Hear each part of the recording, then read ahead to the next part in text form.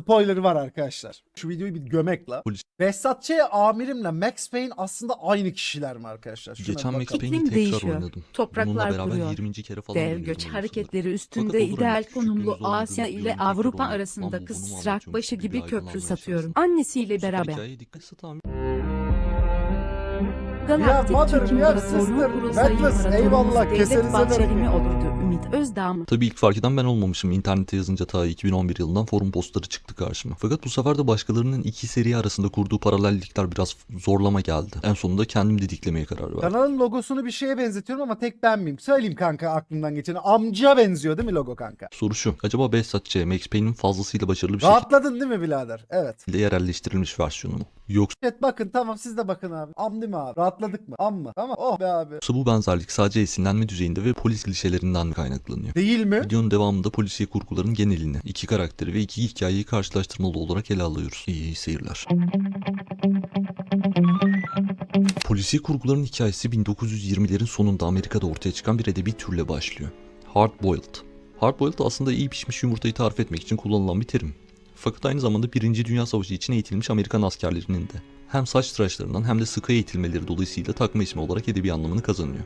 Dönemin pulp dergilerinde, yani ucuz ve basit kurguların yer aldığı Bir dakika dergilerde ise bu arkadaşlar türün şu an temelleri gayet entelektüel bir şey izliyoruz. Fokus olalım. atılıyor. Suç hikayeleri ana karakter olan dedektiflerin üzerinden aktarılıyor okuyucuya.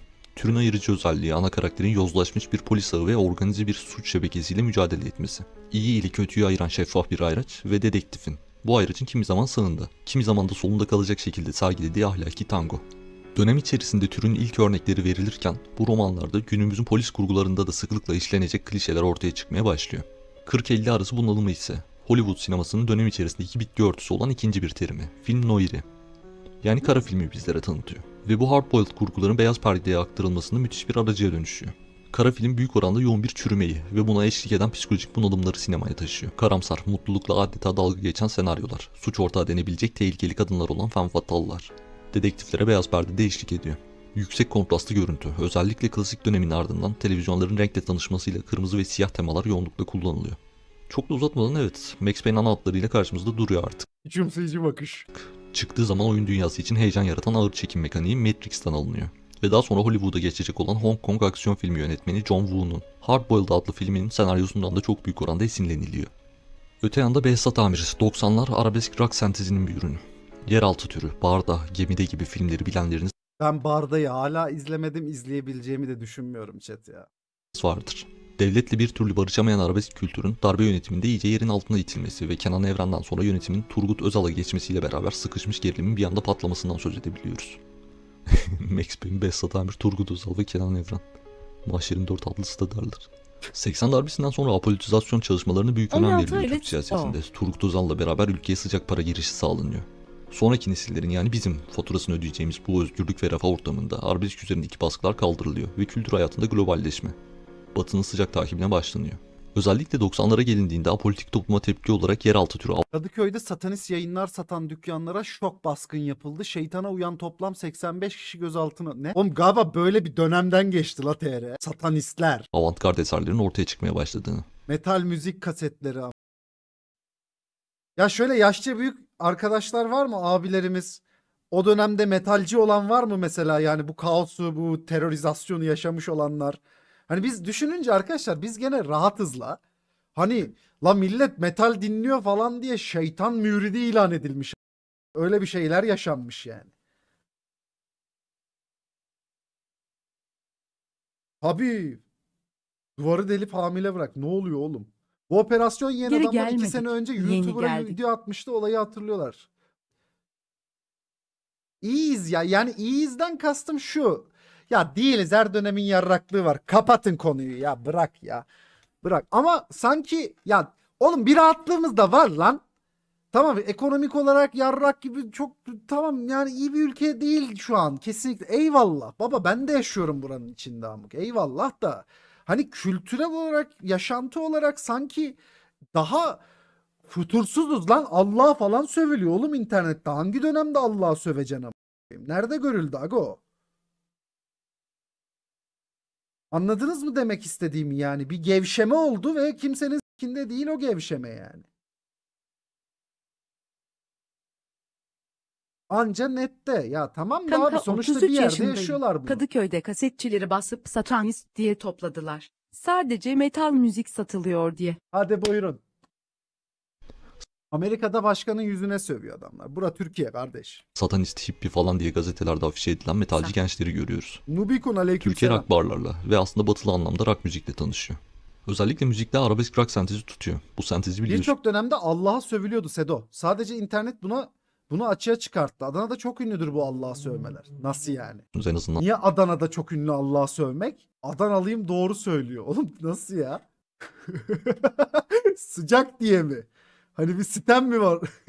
Duman'ı tanıyorsunuz. Teoman, Şebnem Ferah falan filan. Ki daha yeni bahsettiğim Barda filminde de daha sonra Behzat Ç'de biri protagonist, diğeri antagonist oynayacak iki oyuncuyu görüyoruz. Necdet İşler ve Erdal Beşikçioğlu. Ve Barda'nın vizyon tarihinden yaklaşık 3 sene sonra Behzat Amir ile tanışıyoruz. Life was good. The sun setting on a sweet summer's day. The smell of freshly mowed lawns. The sounds of children playing. İki kurguda karakterlerin hayatını tepetaklak edecek iki olayın hemen öncesinden başlıyor. Behzat karısıyla boşanmış, tek değer verdiği varlığı kızı olan, kötü şeyler yaşamış ve hayattan pek beklentisi kalmamış. Asabi bir başkomiser portresiyle karşımıza çıkıyor. Max ise kendi kelimeleriyle tüm beklentilerini karşılayan bir yaşamı elde edebildiğini, yeni doğmuş bir çocuğu ve karısıyla beraber gündelik hayatında gayet mutlu bir polis olduğunu söylüyor. Ve bir gün Max'in evine Walker etkisindeki suçlular girip karısını ve çocuğunu öldürüyor. Daha sonra Max'in bu Walker denen Kafamı çekiyorlar. uyuşturucunun peşine düşebilmek için uyuşturucuyla mücadele departmanına transfer olup gizli göreve çıkmasıyla hikaye başlıyor. Behzat'ın ise kızı intihar ediyor. En azından hikaye ilerleyene kadar öyle biliyoruz. Ve hikayelerin içerisinde Spoiler verdi. artık yavaş yavaş karakterlerin dönüşümlerine şahit olmaya başlıyoruz. Behzat'ın arka planına baktığımızda aslında kendi doğrularıyla diğer doğrular arasında sıkışmış kalmış bir karakteri görüyoruz. Komutanının burnunu kırdığı için askeri okuldan atılıyor. Albay olan babasının aracılığıyla polis akademisine kaydoluyor. Kıdem tenzilleri ve cezalar ile onun yaşındaki herhangi birinin çok da altındaki bir rütbede hayatına devam ediyor. Hatta zaman zaman amir 30 bölüm izleyebildim ben oğlum. YouTube'da olduğu kadar izledim. Şeyle de uğraşmadım arkadaşlar ya. Anlamamışlar çünkü benim ne istediğimi. Blue TV. Hani nasıl yani, nasıl bir şey istiyor, biz bunu anlamadık falan dediler. Ben dedim tamam abi ya. Gelince izleriz. Lerinin kendisine ağabey şeklinde seslendiğine dahi şahit oluyoruz.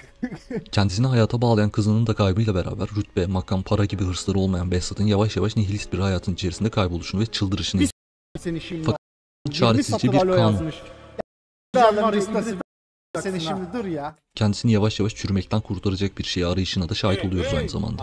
Bu arayış baharda ve en sonunda savcı Esra'da somutlaşıyor. Max Payne'in ise aslında sıradan bir polis memurundan Behzat Ç'ye dönüşüşünü izliyoruz ilginç bir şekilde. Behzat'ın içten içe aradığı her şeye sahipken o tüm bunları bir gecede kaybediyor. Polisiye kurgularında önemli bir yer tutan doğru ve yanlış arasındaki sorgularla yavaş yavaş eski Max'ten arınıyor. Ve en sonunda Walker'ın peşine düşmüşken karşısında yozlaşmış devleti buluyor. Bunun akabinde ise tüm inandıklarını tam olarak yitirip ve dönüşümü tamamlanıyor. İki karakterin birbirlerine olan yolculukları illaki kesişiyor.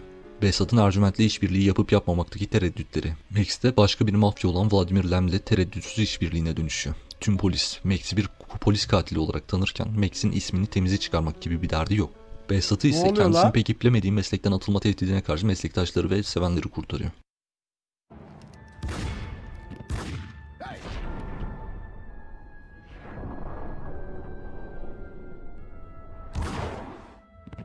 Mona? Max, we gotta stop meeting like this. İki kurguda iyi, güzel ve rahat bir hayatla ısrarla taşacak geçme noktasında hemfikir. Mona'ya baktığımızda klasik bir femme fatale tiplemesini görüyoruz. Mona, Max'in peşinde olduğu mafyanın, Punchinello'nun karısının ikiz kardeşi. Ve Punchinello'yu öldürerek kardeşini onun elinden kurtarmanın peşinde. Max'in kardeşine zarar vereceğini düşünerek Max'e Walker içip kaçıyor ilk karşılaşmalarında. Ve aslında Max'in o ünlü rüya sahnelerinden ilkini de bu şekilde oynuyoruz. Daha sonra kendisinden Max'i öldürmesi istendiğinde bunu yapmıyor. Bu Bu bir aynı zamanda çizgi roman mı chat? ikisinin arasındaki ilk duygusal bağ iması. Ve hemen akabinde kafasına bir kurşun yiyor. İkinci oyunda ise yine çıkarlar uyuşuyor ve ikili beraber hareket ediyor. Değil mi?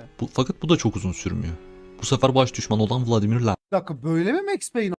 Ara sahneleri böyle mi? Vay be. öldükten sonra, yani oyunun sonunda Mona ile Max yine bir araya gelemiyor. İyiymiş lan. Güzelmiş. Çünkü Mona ölüyor.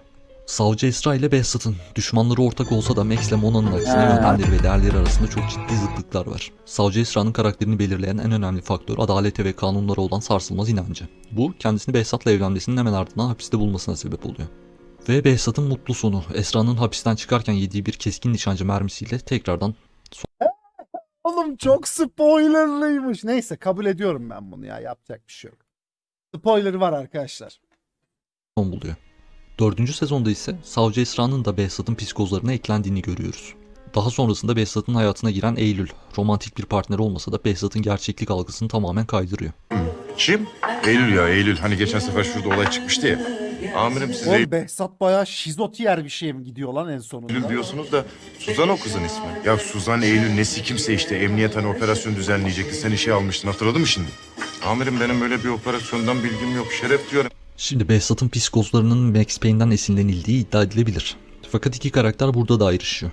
Giderek kötüleşen bir şizofreniye adım adım teslim 31. bölümde bırakmadım ben diziyi. YouTube'da daha fazla bölümü yoktu oğlum, izlerdim yoksa. oluşunu izliyoruz Behzat. Çok beğendim ben Behzat Ç'yi. Çok farklı buldum yani. Hani Türk televizyon kanallarında izleyebileceğin türe göre, yani açık kanallarına göre çok farklı bir kafaydı yani, öyle söyleyeyim.